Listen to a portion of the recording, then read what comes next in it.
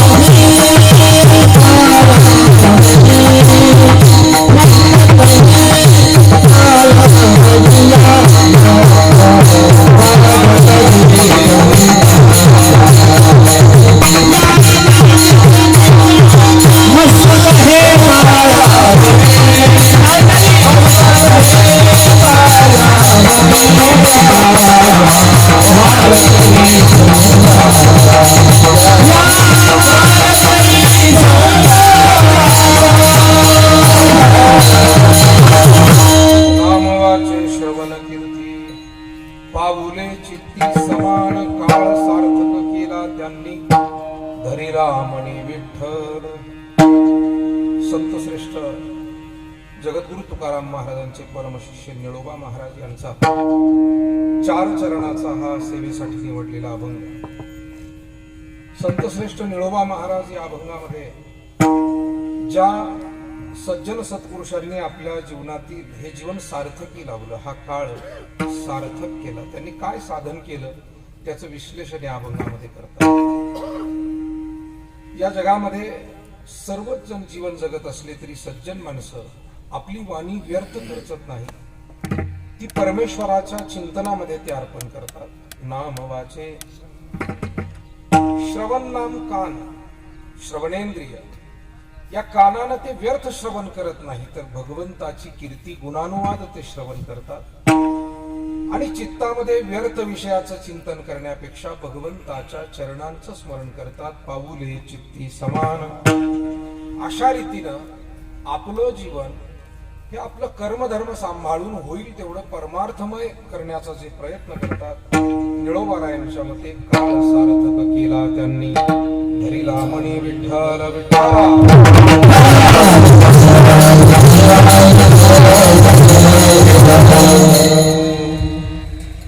प्राप्त वेळेमध्ये या अभंगाच्या माध्यमातून आपल्याला काही सेवा भगवंताच्या सद्गुरूंच्या चरणी समर्पित करायची. आजच्या या कार्यक्रमाच्या निमित्तानं 2 शब्द परिहार देणं आवश्यक आहे. जोडेगाव तालुका गंगापूर शिवना नदीच्या काठावर असलेलं हे अत्यंत चांगलं गाव, ज्या गावाला उत्कृष्ट शेती त्याचप्रमाणे धार्मिक सेवेचाही अत्यंत चांगला संस्कार आणि परंपरा लाभली. या ठिकाणी अनेक पिढ्यानपिढ्यापासूनची भजन भक्तीची सेवेची परंपरा चालत आलेली आहे आणि या सेवेतील सहभागी नेहमी असलेला शेजूळ पाटलांचा हा परिवार, या परिवारातील आपले सर्वांचे स्नेही कैलासवासी अशोक रुस्तुम पाटील शेजूळ तथा अशोक आप्पा हे आपल्यातून जाऊन 1 वर्ष होऊन गेले आणि आज आपल्या सर्वांच्या उपस्थितीमध्ये त्यांचे हे प्रथम पुण्यस्मरण, हा पुण्यस्मरणाचा सोहळा या ठिकाणी संपन्न होतोय. या निमित्तानं 7 दिवस या ठिकाणी श्रीमद भागवताची कथा देखील निरूपण झाली. वेदशास्त्र संपन्न भागवताचार्य विश्वंभर महाराज गोंदीकर यांच्याद्वारा श्रीमद भागवत कथेचं निरूपण झालंय. त्याचप्रमाणे बीज होऊन गेली 2 दिवसापूर्वी आणि हे श्राद्ध योगायोगानं बीजेलाच आल्यामुळे या परिवाराने एक चांगली सेवा त्या बीजेच्या निमित्ताने केली. ते म्हणजे गाथा पारायण सुद्धा. जगद्गुरु तुकाराम महाराजांचा गाथा म्हणजे ज्याला 4 वेदानंतरचा 5वा वेद म्हटला जातो, पंचम वेद, आणि अशा गाथेचं पारायण या ठिकाणी झालं. श्रीमद भागवत कथा झाली आणि या सर्व कार्यक्रमाची सांगता पुण्यस्मरणही होऊन गेलं 2 दिवसापूर्वी. पुण्यस्मरणाच्या दिवशी नैवेद्य, पाणी, पूजा अर्चा जे काही आपले शास्त्रोक्त नियम आहे त्या पद्धतीनं सर्व श्राद्ध क्रिया त्या ठिकाणी पार पडलेली आहे आणि आज कीर्तन, अन्नदान, महाप्रसाद आणि या संपूर्ण सोहळ्याची सांगता आपल्या सर्वांच्या उपस्थितीमध्ये या ठिकाणी संपन्न होते. आदरणीय कैलासवासी अशोक आप्पा आणि त्यांचा सर्व परिवार, आमचे सुरेशराव असतील, हरिभक्तीपरायण महेंद्र महाराज असतील, त्यांची 2 मुलं, त्याचप्रमाणे त्यांचे जावई आमचे स्नेही आदरणीय निलेशरावजी जाधव साहेब असतील, या परिवारातील सर्व महिला भगिनी, आप्पांच्या कन्या आहेत, आप्पांच्या धर्मपत्नी आहेत, सुना आहे, नातवंड आहे, परिवार आहे. या निमित्तानं आवर्जून आज कीर्तन सेवेसाठी जमलेली वारकरी संप्रदायातील मान्यवर मंडळी, खरं म्हणजे या परिवाराला आध्यात्मिक सेवेची जुनी परंपरा असल्यामुळे सदैव वारकरी संप्रदायाच्या मंडळींचं जाणं येणं आणि सेवा या कुटुंबाकडे अगदी सुरुवातीपासून. आप्पा आणि ताईंनी कधी वारकऱ्यांचा कंटाळा केलेला नाही. वर्षानुवर्ष गावात सप्ताह असो, परिसरात कुठे कार्यक्रम असो, सर्व महाराज मंडळींचं, वारकरी भजनी मंडळींचं येणं जाणं हे या कुटुंबाकडे सदैव राहील. आम्ही सर्वजण अनेक वर्षांचे या कुटुंबाचे ऋणानुबंध सर्वांनी जपलेले आहे. या परिवारानं फार मोठी सेवा केली आणि त्यामुळे आज संप्रदायातील मान्यवर मंडळी सुद्धा महेंद्र महाराजांनी या परिवाराच्या सेवेमुळे आवर्जून उपस्थित आहे. महाराष्ट्रामध्ये अत्यंत सुप्रसिद्ध अशी मंडळी ही आहे. योगायोगानं ही मंडळी आपल्या जवळपास भागातील आहेत. संगीत विशारद श्री प्रकाशजी महाराज कातकडे गुरुजी हे शेवगाव तालुक्यातील ठाकूर निमगावचे आहेत. संगीत विशारद श्री हरिभक्तीपरायण किशोरजी महाराज शेळके त्र्यंबकपूर तालुका राहुरी या ठिकाणचे आहे. मृदंग विशारद श्री हरिभक्तीपरायण अनिलजी महाराज टेकुडे हे राहुरी फॅक्टरी राहुरी तालुक्यातील आहे. आपल्या तालुक्याचं भूषण आणि वारकरी संप्रदायाचं भूषण असलेले संगीत विशारद, मृदंग विशारद हरिभक्तीपरायण गिरिजानाथजी महाराज जाधव आपल्या सिद्धपूरचे आहेत. योगायोग असा आहे की ही मंडळी आपल्या जवळपास भागातील असली तरी महाराष्ट्रभर या मंडळींची ख्याती आहे या सेवेमुळे. आणि म्हणून एकदा या सगळ्या गुणीजनांसाठी टाळ्या वाजवून आपण त्यांचं अभिनंदन करावं. अतिशय गोड सेवेसाठी या परिवाराचे ऋणानुबंध म्हणून या ठिकाणी ते उपस्थित आहेत. कधी वाजवायची सवय झाली. आवर्जून आज आमचे ज्येष्ठ गुरुबंधू सप्तशृंगी माता देवस्थान श्री क्षेत्र लिंबे जळगाव या ठिकाणी आलेले हरिभक्तीपरायण विजयजी महाराज, त्याचप्रमाणे आमचे सहकारी मृदंगाचार्य कृष्णा महाराज मोरे, त्याप्रमाणे आमचे मुरलीधरजी महाराज जगताप, जोडे गावातील आमचे सगळे भजनी मंडळातील सहकारी, दादा पाटील असतील, आमचे भराडे पाटील असतील, बाबासाहेब पाटील आहेत, गावातील सगळीच आमची, रमेशराव, सर्व भजनी मंडळातील सहकारी मंडळी, हार्मोनियमची साथ करणारे या भजनी मंडळाचे मुख्य मार्गदर्शक बागेनाथ तात्या शेजूळ, कैलासराव, कल्याणराव, सगळीच या परिवारातील मंडळी, त्याचप्रमाणे आमचे सन्मान्य शेजूळ साहेब असतील, गोरक्षनाथजी शेजूळ सर असतील, तुकारामजी असतील, त्यांच्याही परिवारातील सर्व मंडळी आहेत. आवर्जून या कार्यक्रमाला आज उपस्थित राहिलेले शिंगी येथील आमचे लोकरे पाटील असतील, रांजणगावून आलेले शेळके मामा आहेत, आमचे दुसरे मृदंगवादक जुने सहकारी भगवान पाटील नरोडे आहेत, गंगापूर इथून आवर्जून उपस्थित झालेले या परिवाराचे भाचे चंद्रशेखर पाटील, त्याचप्रमाणे आमचे काळुंके पाटील, बाबासाहेब पाटील मस्के, पोलीस पाटील कडू पाटील, या परिवाराचे जवळचे नातेवाईक, कन्नड येथील प्राचार्य सन्मान्य लहाने सर, जेहूर तालुका कन्नड इथून आवर्जून उपस्थित झालेले प्रगतिशील शेतकरी आणि एक मान्यवर व्यक्तिमत्व बाळासाहेब पाटील पवार, नेवासा इथून आलेले आमचे आदरणीय सहकारी प्राध्यापक नवरे सर, सुरेशराव आणि महेंद्र महाराजांचे मामा, आणि आपल्या जिल्ह्यामध्ये आदर्श सरपंच कसा असावा, आदर्श राजकारण आणि समाजकारण कसं करावं, हे ज्यांनी जिल्ह्यात आणि राज्यामध्ये दाखवून दिले असे सन्मान्य अण्णा पाटील डमाळे, ज्यांनी नाम फाउंडेशनच्या संयुक्त विद्यमानं संपूर्ण धोंदलगाव आणि पंचकृषीमध्ये जलक्रांती केलेली आहे आणि तो परिसर खऱ्या अर्थानं समृद्ध केला. आपण टाळ्या वाजवून त्यांचंही अभिनंदन करत आहोत.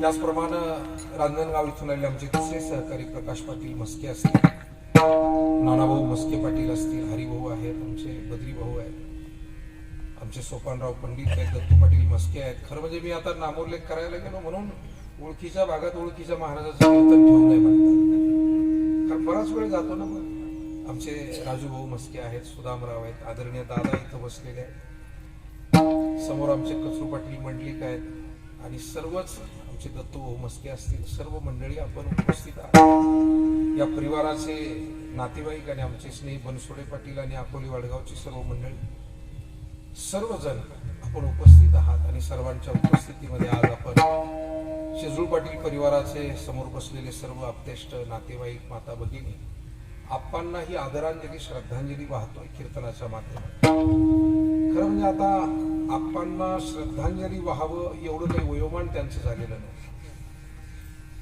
पण एक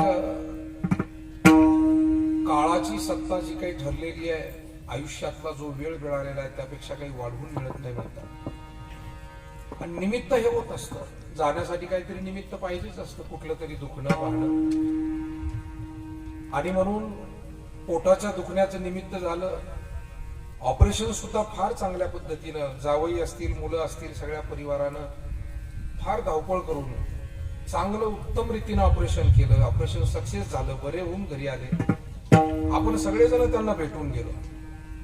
आम्ही भेटायला आलो तर आपण ताडकन त्या खाटावरून उठले, खाली यायला लागले, हात धरला, म्हणलं आप्पा उठू नका, तुम्ही आराम करा. पण ते त्यांना काही चैन पडत नसायचे, स्वभावच असा तळमळीचा होता. पाहुणे आले किंवा महाराज मंडळी आली ती लगबग असायची. अतिशय सरळ माणूस. आपण म्हणतो ना, चंदनाचे हात पाय ही चंदन, पैसा नाही ही ना कोणी आहे, दीपा नाही पाठी पोटी अंधकार, सर्वांगी साखर जैसी गोड. तुकोबारायांचा हा जसा एक अभंग आहे. तुका म्हणे तैसा सज्जना पासून पाहता अवगुण मिळेची ना. मला आप्पाकडे पाहिलं की हा अभंग आठवतो. साखर जशी बाहेरूनही गोड आतूनही गोड, चंदन जसा सुगंधित, दिवा जसा सर्व बाजूनी प्रकाशित, तसं आप्पांचं जीवन म्हणजे अतिशय सरळ सोजवळ. या माणसानं आयुष्यभरात कोणाला दुखावलं असेल असं आम्हाला वाटतच नाही, बिलकुल वाटत नाही. नेहमी हसत मुख राहणं, नेहमी सर्वांशी प्रेमानं वागणं आणि लहानापासून ते मोठ्यापर्यंत सर्वांचा सन्मान करणं हे त्यांचं काम होतं. विठाला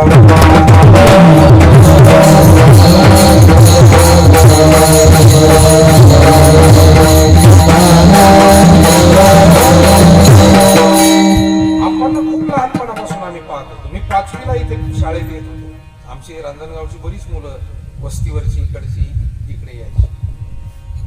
तर त्यावेळेला आप्पा गिरणी चालवायचे. लिंबाचं झाड होतं आणि तात्यांच्या घराच्या अलीकडून त्यांची गिरणी असायची. तर तेव्हापासून आम्ही पाहतात समोर वैकुंठवासी आमचे पूजनीय एकनाथ बाबा राहायचे. आम्ही सगळे जेवलो की बाबाकडेच पाणी प्यायला. परंतु या सगळ्या मंडळींनी त्या काळी जे प्रेम सगळ्यांना दिलेलं आहे ते तेव्हापासून आम्ही पाहत आलो आणि आप्पांचा स्वभाव तेव्हापासून पाहत आलो. नंतर योगायोगाने या वारकरी संप्रदायाच्या माध्यमातून जवळीक आली, घरी जाणं येणं सततच झालं आणि हा अध्यात्माचा संबंध म्हणजे अत्यंत जिव्हाळ्याचा संबंध तो निर्माण झाला, तो आज ताग आहे.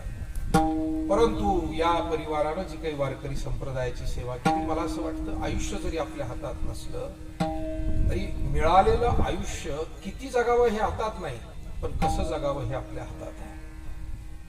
आणि कसं जगावं हे ज्यांना जिवंतपणी उमजतं त्यांचा मृत्यू हा गोड होत असतो.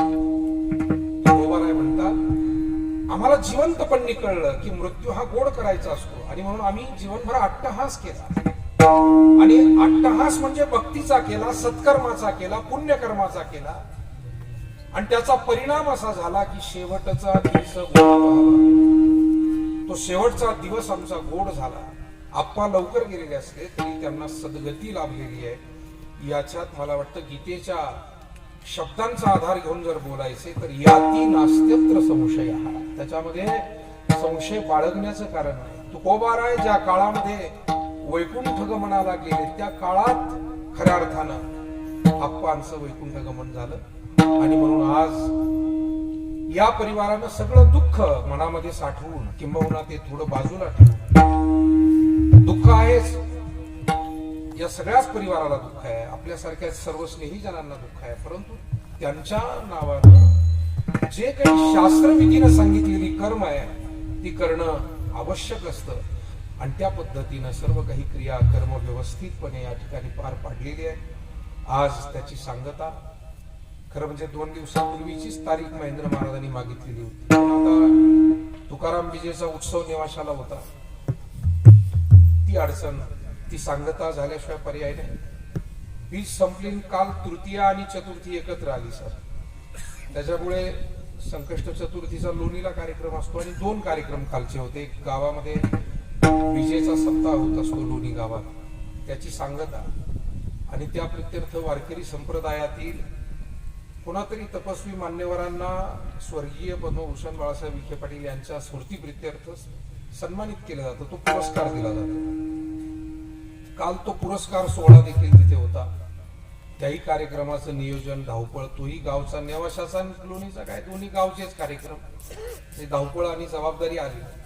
काल पूजनीय वारकरी संप्रदायाचे अध्वर्यू मारुती बाबा कुरेकर यांना तो पुरस्कार लोणीकरांच्या वतीनं देण्यात आला आणि जवळजवळ 1.25 लाख रुपयाची मानधनाची रक्कम आणि संपूर्ण यथायोग्य त्यांचा सन्मान त्या ठिकाणी संपन्न झाला. संध्याकाळी पुन्हा चतुर्थीचा वरदविनायक देवस्थानावरती आपल्या सेवाधामावरती कार्यक्रम आणि मग आजची सकाळ. पण महेंद्र महाराजांनी ते सगळं ऍडजस्ट केलं. ते म्हणले काय हरकत नाही, 2 दिवस आपण मागे पुढे करून ऍडजस्ट करू. आणि मला या गोष्टीचं समाधान मिळालं की मला सुद्धा या सेवेसाठी येता आलं, कारण या परिवाराचं जे काही ऋण आणि तो ऋणानुबंध आमच्या सगळ्यांच्या वतीनं मी खरं तर आज उभा आहे. जेवढी आमची सर्व महाराज मंडळी, गुरुबंधू मंडळी, या परिवाराचं जे काही सेवा आहे, सद्गुरू ब्रह्मलीन नारायणगिरीजी महाराज असतील, गुरुवारी भास्करगिरी बाबा असतील, ब्रह्मलीन सद्गुरू बाळकृष्ण बाबा असतील, अशा सर्व संतांची सेवा या परिवारानं केलेली असल्यामुळे त्या सर्वांचा प्रतिनिधी म्हणून मी आज ही सेवा या ठिकाणी करतोय.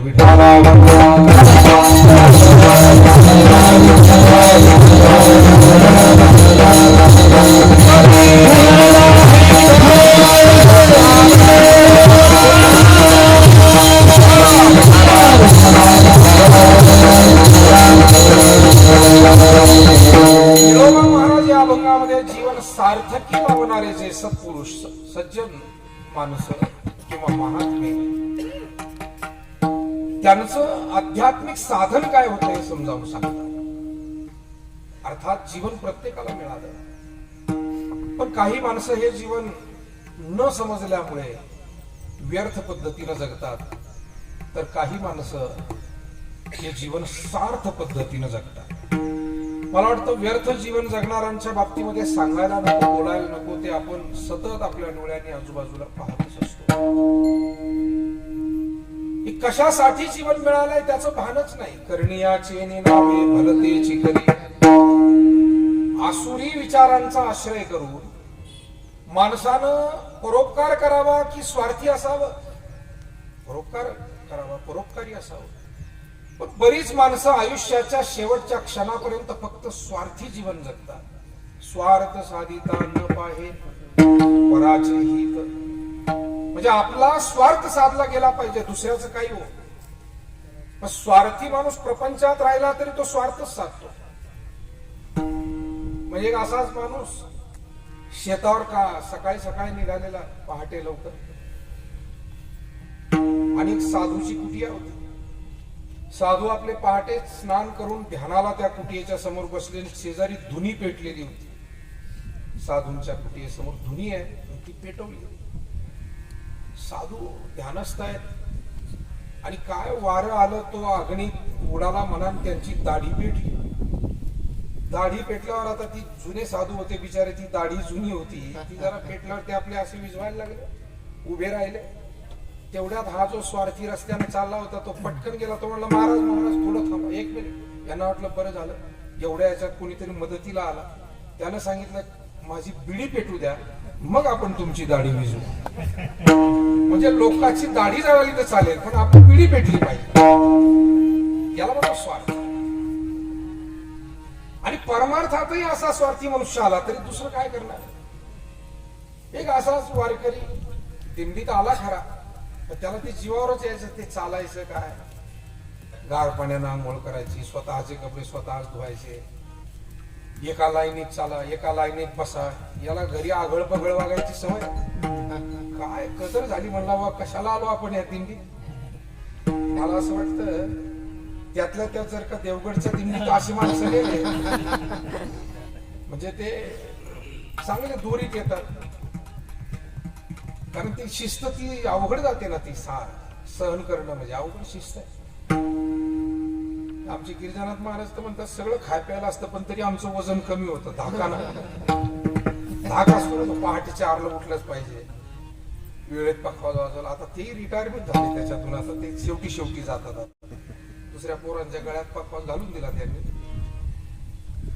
मला हे सांगायचंय, असा एक मनुष्य तो दिंडीला जीवावरच यायचं. त्याच्या एक दिवस तर त्याला त्या पिशवीच ओझं झालं. त्याच्यात पिशवीत ताट तांब्या काही कपडे लत्ते.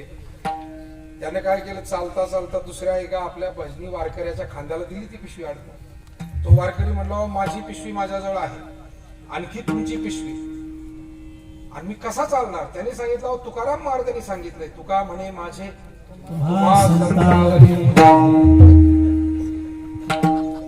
म्हणजे नवीन दिंडीला आला तरी सुद्धा बरोबर स्वार्थापुरतं एक प्रमाण त्यानं पाठ केलंय, आणि बरोबर तेवढ्या प्रमाणाच्या आधाराने पिशवी दिली अडकून.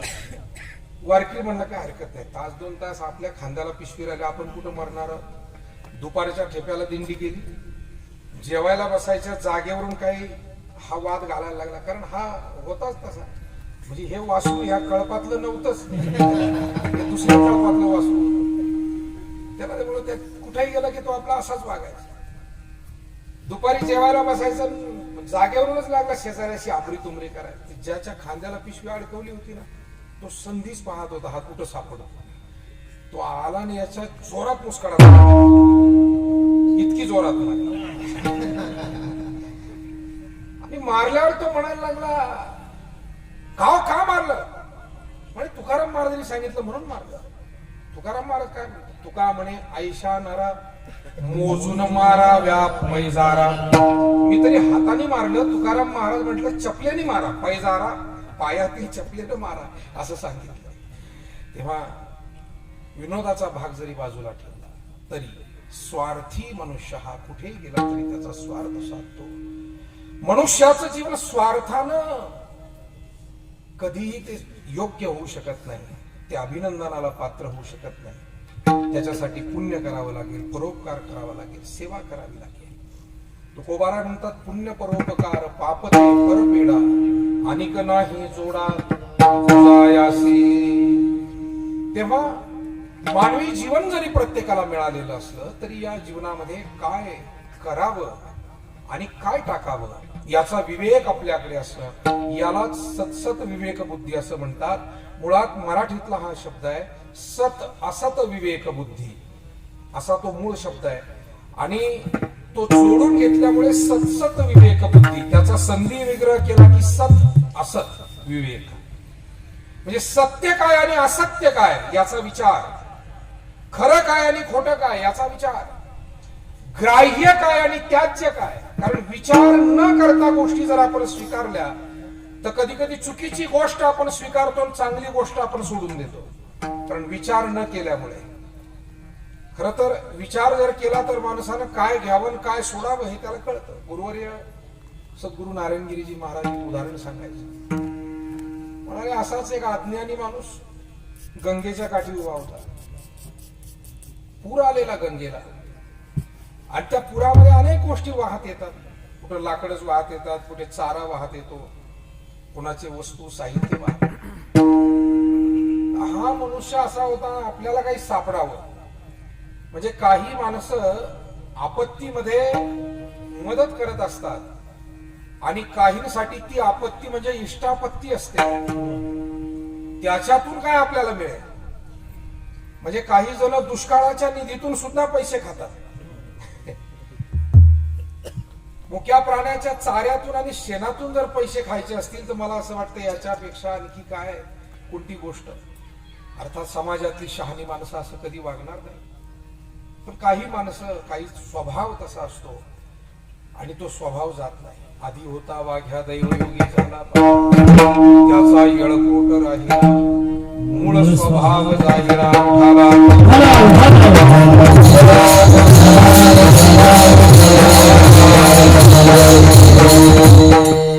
पूर आला म्हणून काही लोक एकमेकाला मदत करत होते.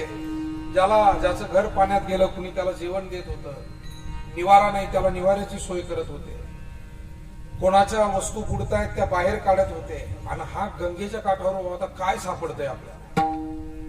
नारायणगिरीजी महाराज फार गोड सांगायचे. त्याला घोंगडी वाहताना दिसली बा. तो म्हणला, वा वा वा, आपल्याला घोंगडी सापडते, हा चांगला योग आहे.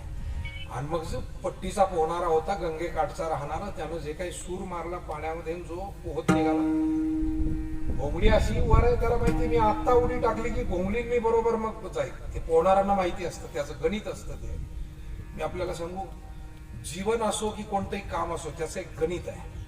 आणि ते गणित बरोबर जुळलं की मनुष्याला यश आहे. आणि गणित बिघडलं, टायमिंग बिघडला, गणित बिघडलं, मग प्रत्येक गोष्टीचं, शेतीचं सुद्धा टायमिंग आहे की नाही. वेळ चुकला की पीक तुमचं गेलं वाया, वेळ काळ आहे. तसं जीवनामध्ये सुद्धा बरवी हे वेळ सापडली संधी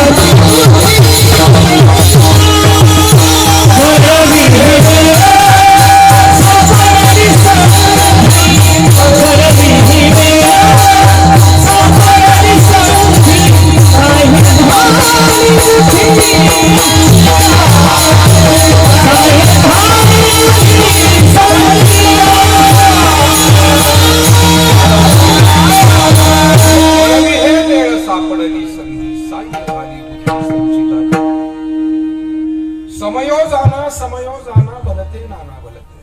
जीवनातलं गणित कळणं फार महत्वाचं आहे. प्रथमे नार्जितम विद्या, द्वितीये नार्जितम धनम, तृतीये नार्जितम पुण्यम, चतुर्थे किम करिष्यति. हे गणित आहे जीवनाचं. आयुष्याचा जो सुरुवातीचा बालपणाचा तारुण्याचा काही युवावस्थेचा काळ असतो. त्या काळात जर का विद्याध्ययन केलं नाही तर ती कशी प्राप्त होईल? ज्यावेळेला ग्रहस्थाश्रमात पाऊल टाकलं जातं, प्रपंचाची जबाबदारी आमची तरुण मंडळी घेतात, त्यावेळेला जर 2 पैसे मिळवण्यात इतपत तुम्ही जर का तुमची स्वतःची क्षमता वाढवली नाही, तशा पद्धतीचे कष्ट, तशा पद्धतीचं कौशल्य तुम्ही विकसित केलं नाही, तर 2 पैसे कसे मिळतील?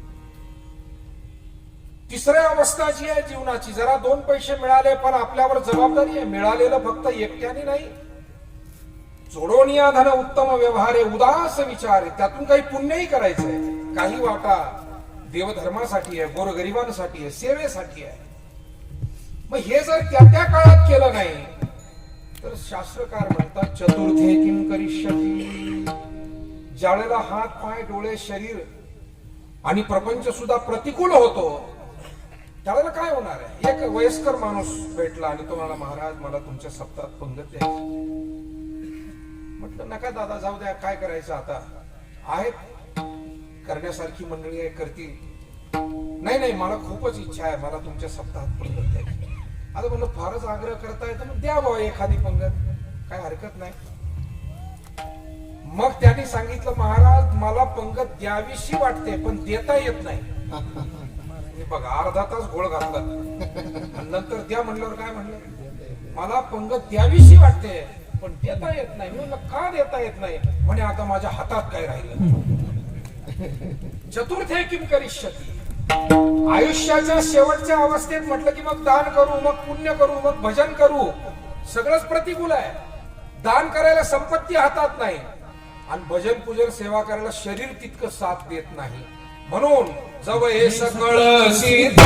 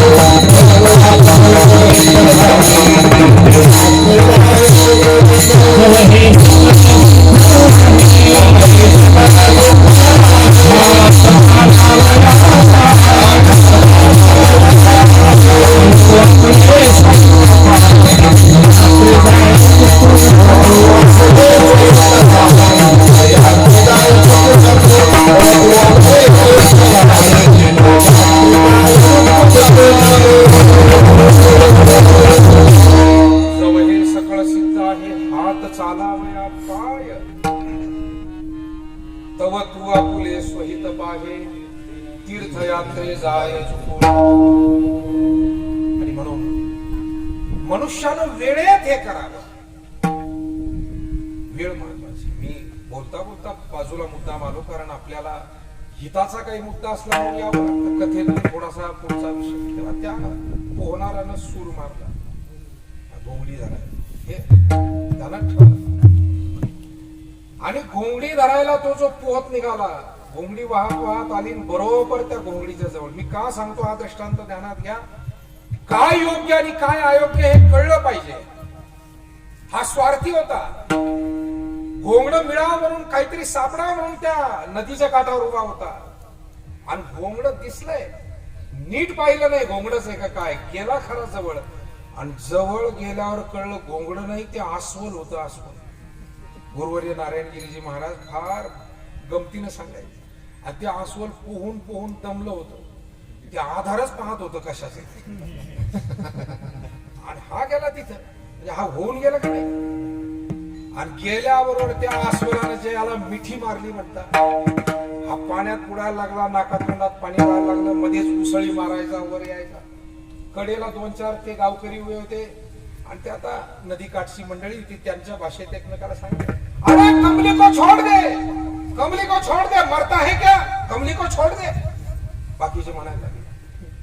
तो तिथून आरडला, अरे मैं कमली को छोड़ रहा हूं लेकिन कमली मुझे नहीं छोड़ती. या असंच असतंय. मी घोंगडा सोडतोय पण घोंगडा मला सोडित नाही. आणि म्हणून घोंगडं नेमकं काय आहे ते अगोदर कळलं पाहिजे विठाला.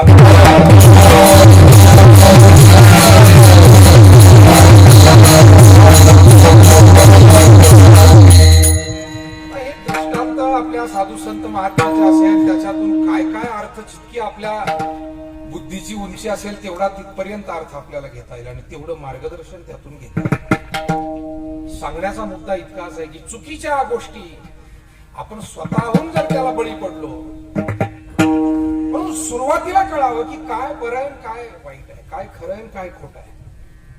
तेव्हा संत श्रेष्ठ निळोबा महाराज म्हणतात, ज्यांनी जीवन सार्थकी लावलं ते व्यर्थ गोष्टींच्या नादाला लागले नाही. जीवनातली प्रत्येक क्रिया आपला प्रपंच वगैरे सांभाळून त्यांनी होईल तेवढी परमार्थमय क्रिया केली. जसं गीतेमध्ये महात्म्याचं वर्णन सांगताना असं सांगितलं, पश्चन सुरन्वन स्पृशन जिग्रन नष्टन गच्छन स्वपन स्वसन प्रलपन विसृजन गृह्णन नुन्मिषण निमिषण तो ही नेत्री पाहे श्रवणी ऐकत्व आहे परितो तेथी जाणो हे सर्वथा जाण. माऊली म्हणतात, सज्जन माणूस सुद्धा शरीरानं सर्व क्रिया करतो. खाणं पिणं उठणं बसणं पाहणं ऐकणं बोलणं चालणं सर्वच क्रिया तो करतो. परंतु त्या क्रिया करत असताना सामान्य माणसाचा हेतू हा फक्त शरीराच्या सुखापर्यंत असतो आणि सज्जन माणसाचा हेतू हा आत्मोद्धाराचा असतो, आत्मकल्याणाचा हेतू असतो. म्हणून निळोबाराय म्हणतात, अशा या सत्पुरुषांनी काय केलं तर वाचेनं भगवंताचे गुणानुवाद, कानानं त्याच्या भक्तीचं श्रवण आणि मन चित्तानं त्याच्या पायाचं स्मरण केलं. अभंगाचं पहिलं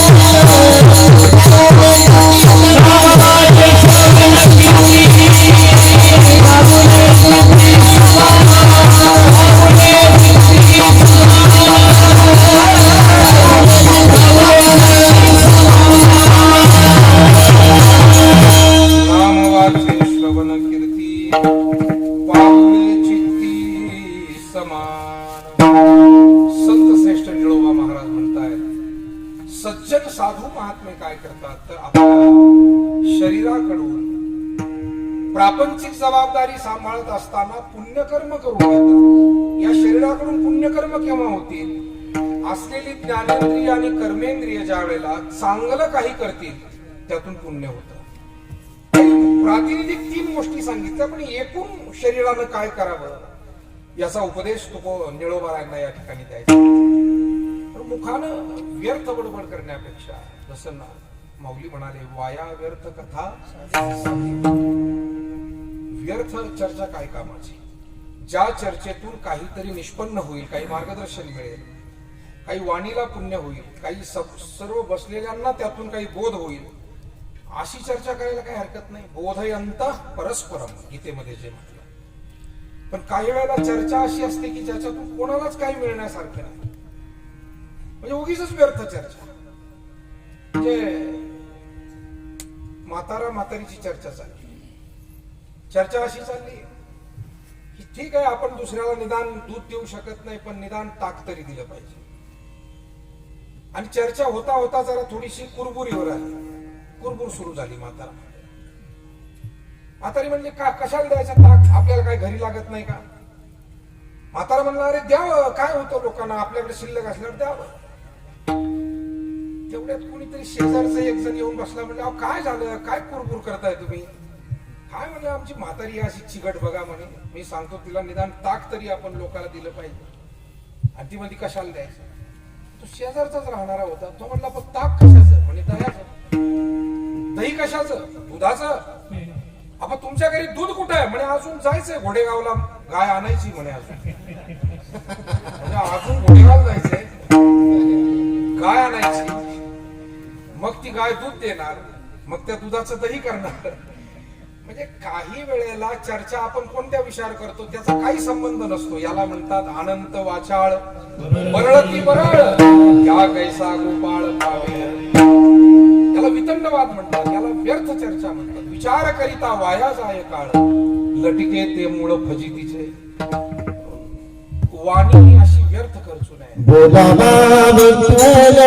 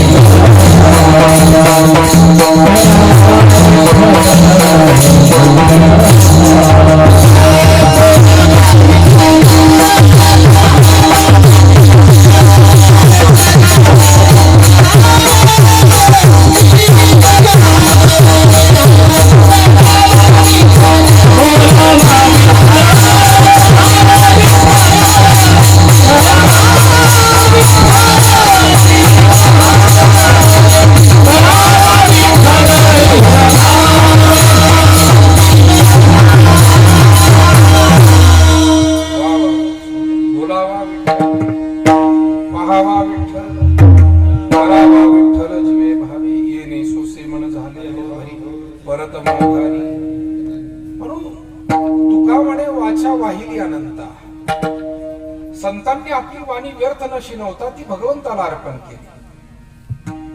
सावता महाराज म्हणाले, सावता म्हणे केला मळा आणि विठ्ठल पायी गोविला गळा. म्हणजे आपली वाणी या संतांनी त्या ठिकाणी समर्पित केली. या वाणीनं भगवत भजन करण्याचा नेहमी त्यांनी प्रयत्न केला. व्यर्थ गोष्टी बोलण्यापेक्षा भगवंताच्या चिंतनामध्ये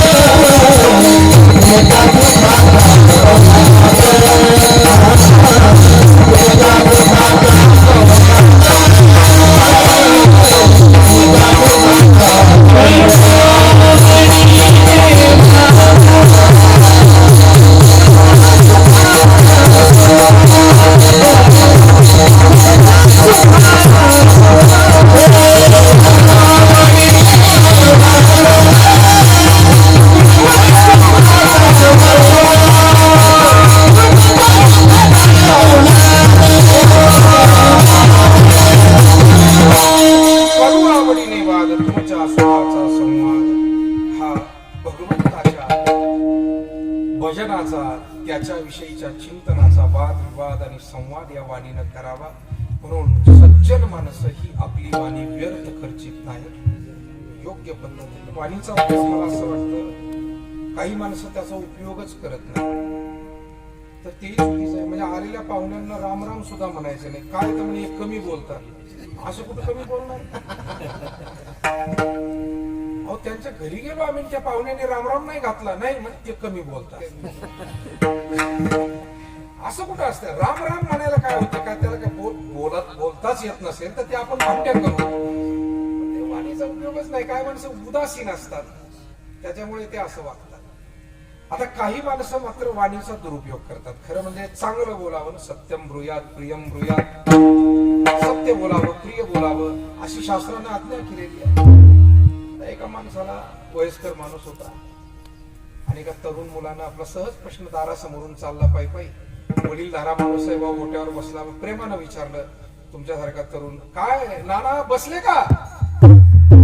उड्या मारू का? प्रेमानं विचारलं होतं, प्रेमानं उत्तर द्यायला काय हरकत आहे? तरुण पोरं एक तर एवढ्या प्रेमानं बोलतात म्हटल्यावर आपली जबाबदारी आहे ना. बसले का म्हटल्यावर सांगा की हा बसलो बाबा, आता जेवण झालं, तू कुठे चाललाय, तुझ्या वडिलांचं कसं आहे, असं काही बोलावं ना पुढे. ते राहिलं बाजूला, बघा उड्या मारू का? आता कोण बोलून याच्याशी परत दुसऱ्यांदा. माणसं अशी आहे, शब्दातून संवाद कसा फुलवायचा हे ज्यांना कळतं ती माणसं समाजामध्ये प्रिय होतात, आणि शब्दातून वाद कसे निर्माण करायचे अशी माणसं मात्र समाजात नेहमी निंदेला पात्र होतात. त्याच्यामुळे गुरुवर्य नारायणगिरीजी महाराज एक दोहा सांगायचे, बातों में बात, बातों में लात आणि बातों में घी शक्कर, हे त्यांचं वाक्य आहे. ते म्हणायचे बातों में बात, बोलू ऐसे बोले, जेणे बोले, बोलणं. उदाहरण सांगतो, एका राजाला स्वप्न पडलं, त्याचे संपूर्ण दात पडले. आणि का बरं असं स्वप्न पडलं म्हणून त्यानं दुसऱ्या दिवशी दरबारात सगळ्या विद्वानांना विचारलं की अरे बाबा, मला असं स्वप्न का पडलं? असं स्वप्न पडलं की सगळे दात माझे पडले, काय या स्वप्नाचा काय अर्थ होतो? एका भविष्यवेत्ता आणि अत्यंत चांगला जाणता होता शास्त्राचा, त्यानं सांगितलं, राजे साहेब, तुमचे दात संपूर्ण पडले असं स्वप्न जे तुम्हाला पडलंय त्याचा अर्थ असा होतो की तुमच्या डोळ्या देखत तुमच्या घरातील सर्व लोकांचा मृत्यू होणार. राजाला जरा वाईट वाटलं, म्हणलं हा अभद्र सांगतोय, काहीतरी चुकीचं सांगतोय, माझ्या डोळ्या देखत आणि माझ्या घरातली सगळी माणसं मरणार. मूर्ख आहे म्हणाले हा विद्वान, स्वतःला म्हणतोय, याला कैदेत टाकला, त्याला अटक करून टाकला. दुसऱ्या 2-4 दिवसानं पुन्हा दरबार भरला, काही विद्वान मंडळी जमली, या आम्ही पाटील या. पुन्हा प्रश्न विचारला राजे साहेबांनी, अरे मला स्वप्न असं पडलंय की स्वप्नात दात पडले होते, काय अर्थ होतो या स्वप्नाचा? एका विद्वानानं सांगितलं, राजे साहेब, अर्थ फार सुंदर आहे, अर्थ फार चांगला आहे तुमच्या स्वप्नात. काय अर्थ? म्हणाले, तुमच्या संपूर्ण परिवारामध्ये तुम्ही दीर्घायुषी आहात. कळलं का? काही ना उद्या कळेल, काही ना परवा कळेल, काही कळूनच घेत नाही, त्याच्यामुळे आमचं दखत आहे कीर्तन काही सांगा, अर्थ तोच आहे. पहिला काय म्हटलं होतं, तुमच्या डोळ्यात एकच सगळी माणसं मरणार, त्याला कैदेत टाकला. दुसऱ्या विद्वानांना सांगितलं, राजेसाहेब, काय सुंदर अर्थ आहे स्वप्नाचा, सगळ्या कुटुंबात तुमचं आयुष्य सर्वात जास्त आहे. त्याचा सत्कार केला हो राजाने.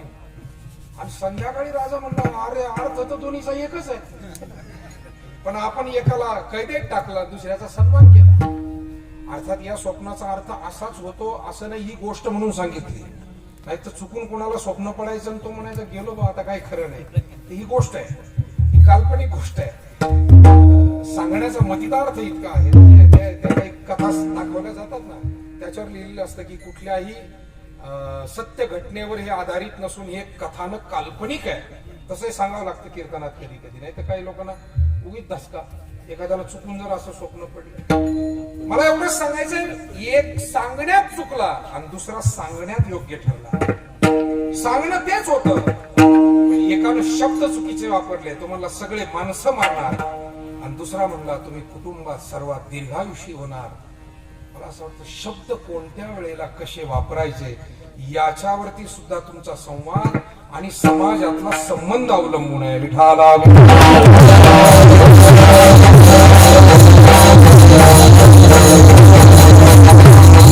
महाराजांनी या विचारांना आणि शब्दांना धन म्हटलंय मायबापो. आणि हे धन असं आहे, जगात कुणी ठरवलं तरी त्याची चोरी कुणी करू शकत नाही. न चोर हरियम न भातृभाग्यम, याला चोर चोरी करू शकत नाही. न च राज हरियम न भातृभाज्यम न च भारकारी व्यये कृते वर्धते एव सर्वम विद्याधनम सर्वधनम प्रधानम. म्हणजे हे याचं ओझं होत नाही या ज्ञानरूपी धनाचं. भावकीमध्ये याचे वाटे होत नाही. दुसरी गोष्ट, राजाचा टॅक्स ज्ञानावर लागत नाही, धनावर लागतो. जीएसटी लागतो. पण ज्ञानावर कोणाच्या आता आमचे प्राचार्य इथं बसलेत, प्राध्यापक बसलेत, असं कधी हा त्यांच्या पगारावर टॅक्स लागतो कारण पगार भरपूर आहे. पण ते त्यांच्या ज्ञानाचे आहे पगार. पगारावर टॅक्स लागेल. पण त्यांनी जे वाचन केलंय, त्यांनी जे अध्ययन केलंय, त्यांच्याकडे जे ज्ञान आहे, त्या ज्ञानावर टॅक्स आहे का? अजिबात नाही. विठाला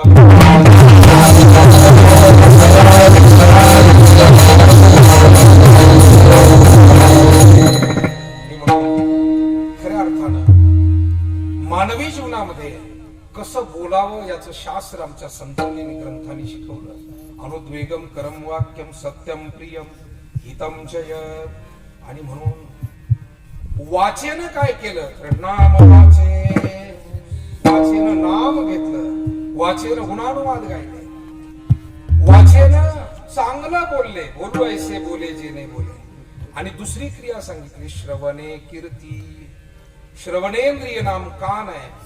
कानानं काय ऐकावं? जसं वाचेनं चांगलं बोलावं तसं कानानं सुद्धा चांगलं ऐकावं. मी जाता जाता फक्त तुम्हाला स्मरण करून देतो. कैकेयीनं फक्त त्या मंथरेचं चुकीचं ऐकलं आणि परिणाम काय झाला? जे काही अयोध्येमध्ये आनंदाचं वातावरण होतं त्याचं रूपांतर दुःखामध्ये झालं. फार मोठं संकट त्या अयोध्येवरती आलं. राम वनवासाला गेले. त्या धक्क्यानं दशरथांचा मृत्यू झाला. भरतानं राज्यगादी स्वीकारलीच नाही आणि संपूर्ण अयोध्यावासियांना राम 14 वर्ष वनवासात किमान त्यांच्या कामात मग्न होते, पण अयोध्येतले लोक मात्र सारखी रामाची वाट पाहत होते. मला वाटतं वनात रामाला, सीतेला, लक्ष्मणाला जेवढा त्रास झाला नसेल तेवढा मानसिक त्रास जास्तीत जास्त तो कौशल्येला झाला, तो सुमित्रेला झाला आणि तो अयोध्येतल्या लोकांना झाला. आणि हे एवढं सगळं जे घडलं ते कशामुळे घडलं तर चुकीचं ऐकलं म्हणून. आपले कान कुठेही उघडे ठेवू नका. काही ठिकाणी ते झाकून घ्यायला शिका. कारण चुकीचं शिकवणारे आणि चुकीचं सांगणारे लोक असतील तर ते ऐकून आपण आपल्या जीवनात चुकीचे निर्णय घेऊ नये. चांगलं ऐकावं, चुकीचं आपण काय ऐकावं. आणि म्हणून